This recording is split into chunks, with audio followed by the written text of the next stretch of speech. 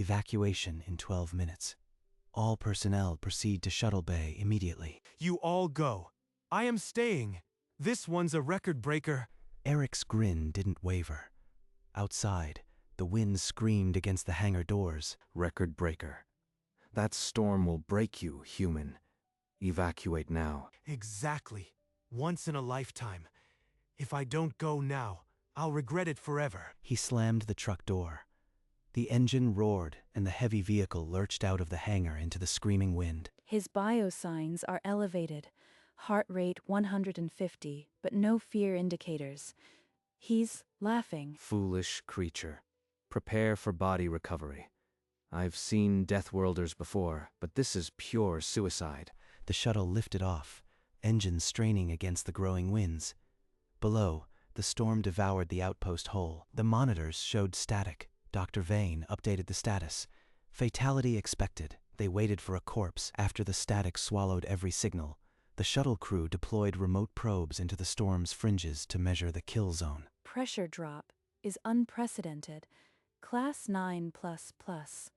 No known carbon-based life survives this. Not even in a bunker. Then we're retrieving debris. Standard protocol. Mark the coordinates and wait. A garbled burst of static, human laughter, then a shriek of tearing metal. The signal died again. His shield emitters just spiked to failure. Thermal limits exceeded. He's gone. Finally. Now we focus on the storm. If we're stuck out here, at least we'll collect the data for high command. The probes recorded wind velocities that tore their own sensors apart within minutes. The shuttle shuddered even at its safe distance. This storm is feeding on the planet's magnetic field. It's growing faster than physics should allow. What is this world? It's a death world, Doctor. Your job is to analyze, not marvel. Get the raw readings before we lose everything. The shuttle pulled to a higher orbit, leaving the writhing storm below. The truck's locator beacon blinked one last time, then went dark. The superstorm collapsed as suddenly as it had built. A bruised sky gave way to an eerie stillness. The shuttle engines hummed as it banked toward the ruins below. He just drove into it. No fear. I've never seen a biosyn pattern like that. It was almost euphoric. Death wish. Pure suicide. Whatever his reasons, they died with him. Prep the retrieval drone. We need the remains for the report. The landing zone was a scoured plain, littered with debris. The drone launched, its scanners probing for a crushed chassis. They expected silence. They got nothing else. The data spikes. Right before the failure, his shield rerouted power to non-critical systems. Why would anyone do that? Does it matter? The shield failed. The hull breached. Whatever he thought he was doing, the storm disagreed. The drone circled for 37 minutes before relaying a faint electromagnetic signature. Not a beacon. Residual energy. The kind a shield bleeding to death leaves behind. He wasn't a soldier. Not a scout. What kind of human volunteers for this? What did he know? Enough. The storm data is our priority. We'll recover what's left of him tomorrow. For now, log the incident and close the channel. Night fell on the death world, and the alien crew settled into their bunks for a restless rest. They'd search the wreckage at dawn. Mourning a fool was illogical. Dawn broke cold and gray. The shuttle crew powered up their systems, expecting only debris signatures. Silence had reigned for 9 hours. Signal. Sub-audio band. His comms are cycling. It's Carter. He's alive. Impossible. Reconfirm that storm scrambled every sensor for kilometers. It must be a ghost echo. Not a ghost, Commander. Got all the data. Truck's a bit beat up, but she held yeehaw. The shuttle banked toward the beacon. Through the cloud breaks, they spotted the truck, mud-caked, leaning, but intact. When the ramp lowered, Eric was already climbing out. His suit torn, face muddy, and that grin radiating pure, unhinged joy. That was the ride of a lifetime. You are not going to believe the readings. I got everything. You should be dead. That storm was a Class 9+. No life form survives that. What are you? Alive. I am alive. And I've got a date with a bigger storm next season. But first, breakfast. The alien stood motionless. Logic demanded a corpse. Instead, the human was already planning his next catastrophe. The orbital station's docking clamps sealed with a hiss. Eric was escorted to the medical bay, still clutching his data slate like a trophy. Just a few bruises, Doc. The truck took the worst hits. She's a tough old girl. Your adrenaline levels are still spiking. Most species would be in shock. You are happy. After the physical, Yalara led him to the analysis lab. She plugged his slate into the holotank, and the storm came alive in 3 dimensions. This flight path, you dodged the core. You cut through feeder bands here, and here with precision. That was the eye-wall mesocyclone. If you time it right, you get the best pressure readings ever. I timed it right. This isn't random. There's a systematic methodology. You have training, formal training. You could say that. I've been chasing storms since I could walk. Learned from the best. Who taught you? Is this a military program? A secret human adaptation? No secret. Just a lot of people who think tornadoes are a good time. You should see our vacations. Commander Torin was summoned to the lab. Eric sat before a wall display, pulling up old Earth footage. The humans called it vacation. This is Kansas. They call it Tornado Alley. Watch those little dots. They're chasing the funnel. They're driving into that, on purpose. That vehicle is a fraction of the vortex's mass. Reconnaissance or death wish. Those are the only options. No species pursues lethal weather for entertainment. Wrong on both counts. That chaser is a meteorologist. We calculate the risks. We respect the power. And yeah, we enjoy it. Eric swiped to a new clip. A hurricane hunter plane punched through an eye wall, turbulence rattling the cockpit as scientists logged data. Your species allocates civilian resources for this? Flying into cyclones to collect data. For what purpose? Understanding, thrill, building better forecasts. We call it storm chasing. It's a job, a sport, a science, and we love it. You can dress it in data, but I see a creature throwing itself at destruction.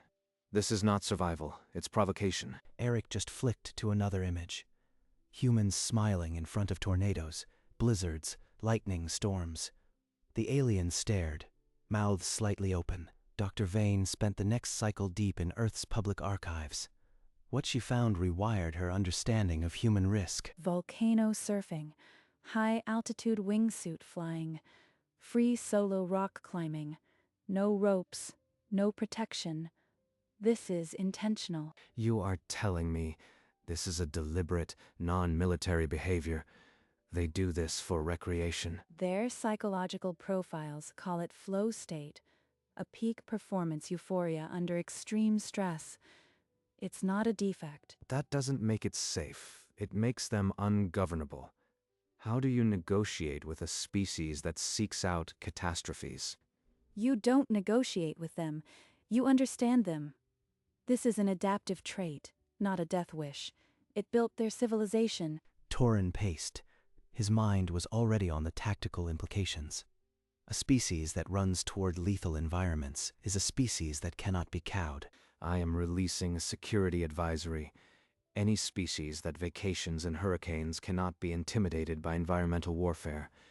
We must reassess engagement protocols. Commander, that advisory could change everything. We need more data before we label an entire species a strategic threat. The draft advisory hung in the air. Torin's fingers rested on the send key. The report wasn't final, but its shadow already stretched across the station. A clip of Eric's wild laughter inside the storm began circulating on the station's internal network. It had been clipped from the shuttle's telemetry feed. A junior technician shared it privately, then publicly. The image of a grinning human driving into a lightning wall fascinated the crew. This footage, it's spreading. If it reaches external channels, we could have a diplomatic issue before we issue our report. Who leaked this? This was classified operational data. I'll have the culprit stripped of clearance. The station commander called an emergency meeting.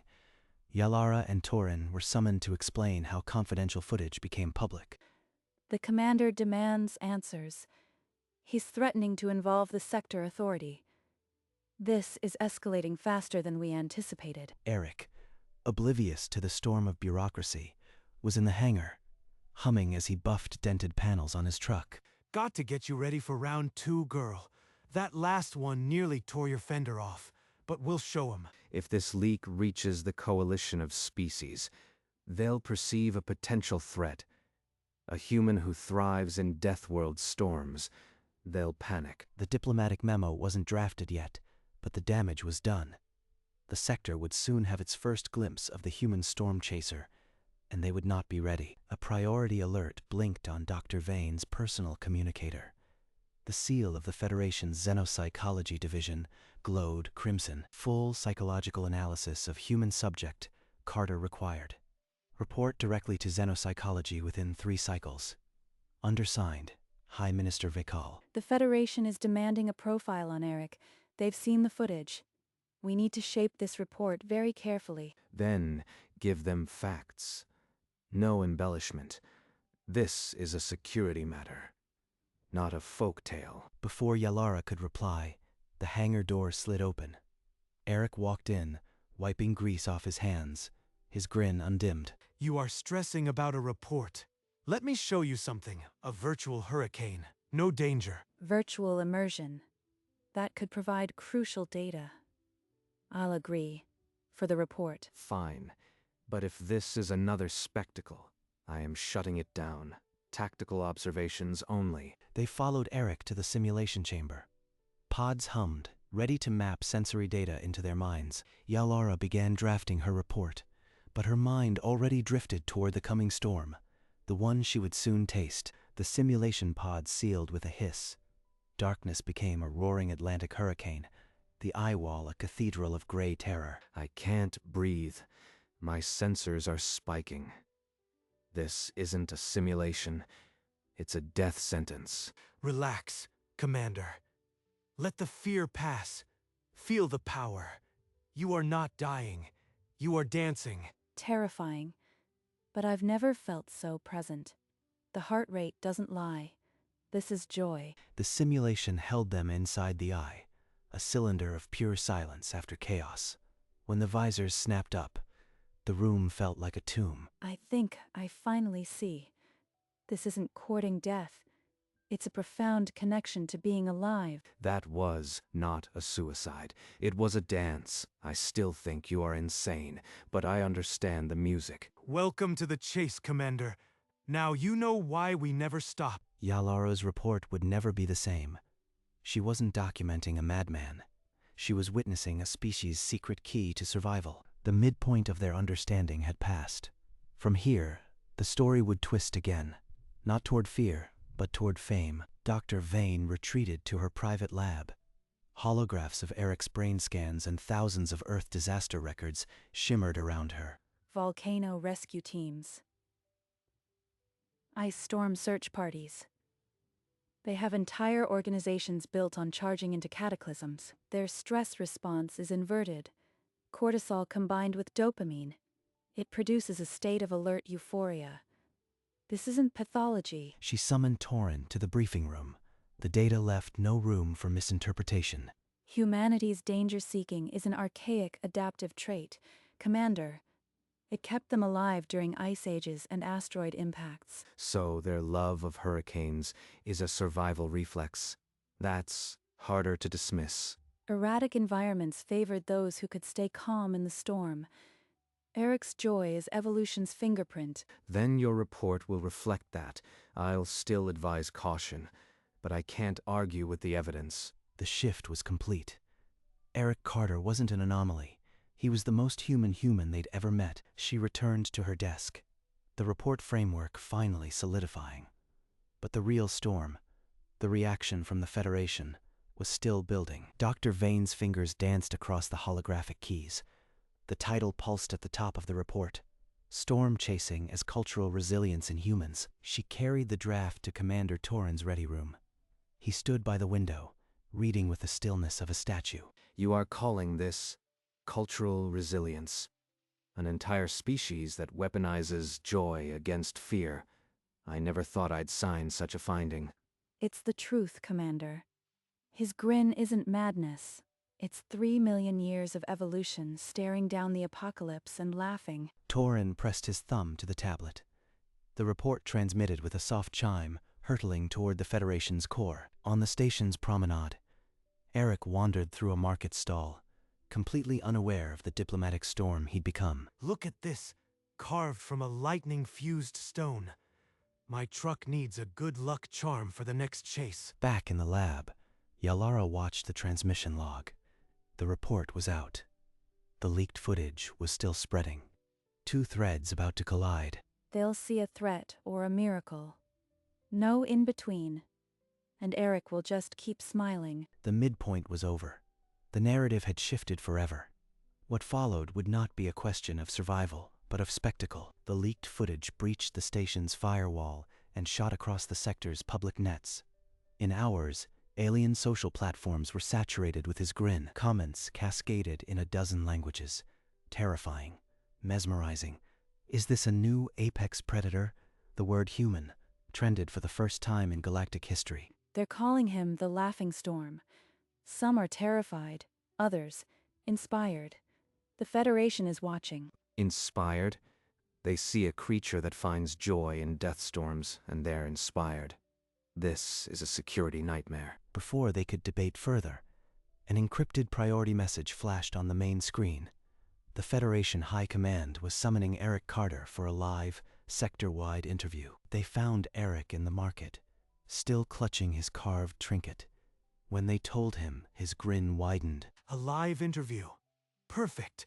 Time to set the record straight. They need to know we don't do this to scare anyone. This isn't a game, Carter.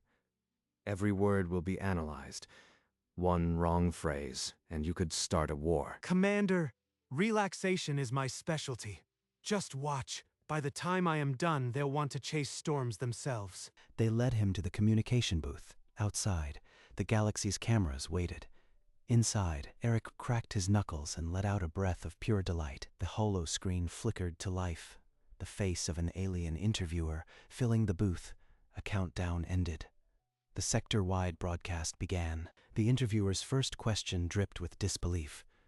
You drove into a Class 9 superstorm for fun. Do you have a death wish? Death wish. Number. I am a scientist. We calculate every variable, every wind shear, every pressure drop. We know the risks, but we do it anyway. Not because we're crazy. Because when you are inside that chaos, you feel more alive than anywhere else in the universe. In the observation lab, Yalara watched the public sentiment shift in real time. Terror was softening into curiosity. And no, this isn't a weapon.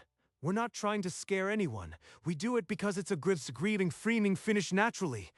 We do it because it's a gift, a reminder that fear can become joy. The broadcast cut to commercial silence. For a full minute, the galaxy's comment feeds were blank. Then they erupted, not in fear, but in awe. Within the hour, communiqué from 3 major media conglomerates arrived. They wanted documentaries, series, sponsorship deals. They're offering me a show? All I did was go for a drive and tell the truth. You just redefined human relations in the galaxy, Eric. Be careful what you sign.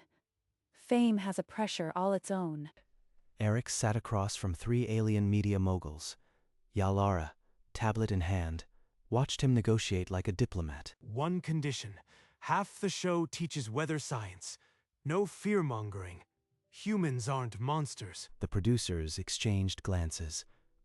Entertainment without terror was a novelty, but the ratings potential was undeniable. And you build my next truck. Alien shielding, reinforced chassis. I need a chaser that can outrun a supernova. They agreed. The contract was signed. Eric Carter, storm chaser, now an interstellar educator. Light years away, Commander Torin opened a classified dispatch. The subject line froze his blood. They've reclassified Earth. Voluntary high-risk recreational species. Environmental intimidation inadvisable. So it begins. The update was locked in military archives, not public, but the galaxy's strategic calculus had permanently shifted. Eric, none the wiser, spent the evening sketching ideas for the new truck: alien plating, a reinforced cockpit, the roar of a larger engine. He was already planning next season. The universe might be watching, but Eric was just getting started. By the next station cycle, Eric had commandeered the engineering bay. Holographic schematics of the new truck floated around him like a metallic dream. See the forward stabilizers? If we mount the alien shield projector here, I can ride the pressure waves like a surfboard. Eric, you need to hear something. People are starting to call you a symbol. That's dangerous. Doc, the only boring life is a safe one. I am not here to be a symbol. I am here to feel the wind. Look at this. Dual alien cores for electrical resistance. We're building a chaser that can dance in a lightning cage. Yalara studied the shimmering plans. The human was already 6 steps ahead of any fear she could raise. He's not just building a truck. He's building the next chapter of humanity's reputation. And nothing I say will stop him. Relax. When this thing rolls out, you'll see it's not about danger. It's about doing what we were born to do. The alien engineers watched with a mixture of awe and dread. Their reclassification had become a self-fulfilling prophecy. Eric tapped the hull design. The truck would be a beast, and the galaxy would soon watch it roar. The teaser launched without warning. Eric's lightning-lit grin, the title, The Human Storm, a countdown sweeping every screen in the sector. Within hours, it dominated feeds. Viewership projections shattered records before the documentary even aired. Eric found himself swarmed by alien technicians and officers. He signed datapads, posed for holos, his grin never faltering. You want me to sign it, the Laughing Storm? That's what the media calls me now, right? He's enjoying it. That's what terrifies me most. He doesn't understand he's a diplomatic weapon now. The Alien Council convened in emergency session. The teaser had landed amid a tense political climate, and some members saw only a threat. One representative demanded a censorship injunction. Another argued the human was a cultural asset too valuable to suppress. The decision was deferred until after the premiere. The documentary would air, but the council prepared a statement. One way or another, Eric capped his stylus and looked at the nearest display showing the teaser. The countdown ticked. He murmured, "Showtime." The sector-wide broadcast began with a single image, a storm wall boiling with cyan lightning. Then, a voice, rich and human, cut through. On alien worlds, crowds gathered under public screens. They watched a tiny truck charge into the chaos, and many covered their eyes. In a quiet home, a family huddled around their viewing sphere. The child hid behind a cushion, but the parents leaned forward, transfixed. We don't do this to die. We do it to remember we're alive. Then came the heroes of Earth, hurricane hunters, tornado scientists. The crowd murmured in astonishment as they saw humanity's other face. Then the screen froze on a single frame. Eric's grin, framed by lightning. It would become the most replayed image in the sector. In every corner of the sector, that grin appeared. From news broadcasts to personal holos, the laughing storm was everywhere. The documentary shattered every viewing record. Analysts called it a cultural singularity, a moment when fear turned to fascination. Eric watched the numbers climb on a station terminal, then shook his head with a quiet smile. He just wanted to drive. The galaxy had seen humanity's secret. They didn't just survive, they danced, and nothing would be the same. The Alien Council chamber fell silent as the High Minister approached the podium. The decision was final. Earth threat classification adjusted. Species exhibits voluntary high-risk environmental engagement. Recommend. Do not employ environmental intimidation. It will be perceived as sport. The advisory was concise, historic. It was followed by the iconic image of Eric Carter, grinning in the storm. Sector-wide news feeds broadcast the advisory. It appeared below Eric's smile on every major network. Military analysts and diplomats studied the wording. It was a concession of fear transformed into respect. Eric's grinning face, once a viral curiosity, now stood as an official symbol of humanity's unyielding spirit. Some species called it a warning, others called it a promise. Everyone understood. This species could not be cowed. In the station's observation lounge, Eric watched the broadcast with a quiet, satisfied smile. He'd never asked for this, but he wouldn't run from it. That wasn't his style. The galaxy had reclassified Earth, and it had all started with a man who just wanted to feel the wind. The hangar lights snapped on, revealing the new truck. It was a masterpiece of human grit and alien engineering. They gave her adaptive shielding and a reactor that hums like a sleeping beast. She's beautiful. Just promise me you'll be careful. You are not just a man anymore. You are a diplomatic incident waiting to happen. Doc, I am the safest adrenaline junkie you'll ever meet. Ready for round 2? I've prepared a new sensor array. The data you could collect is beyond anything we've imagined. But don't die. Commander Torren's words were gruff, but his posture had softened. He was almost encouraging. Wouldn't dream of it. I've got a season to plan, and a galaxy to keep entertained. He climbed into the cockpit. The engine startup was a low, satisfied roar. Yalara, Torren, thanks for believing in the crazy human. Now, if you'll excuse me, I've got a storm to catch. From the observation deck, Yalara and Torren watched the truck roll toward the opening hangar doors. Eric's grin was visible even from here. The next chase was about to begin. The truck stopped on a high ridge. Below, a new superstorm coiled over volcanic peaks, lightning threading its dark heart. Eric climbed onto the roof and stood, arms crossed, hair whipping in the rising wind. There you are, bigger than the last one. At a safe plateau, Dr. Vane watched her monitor. Eric's vitals were calm, his heart rate a steady hum.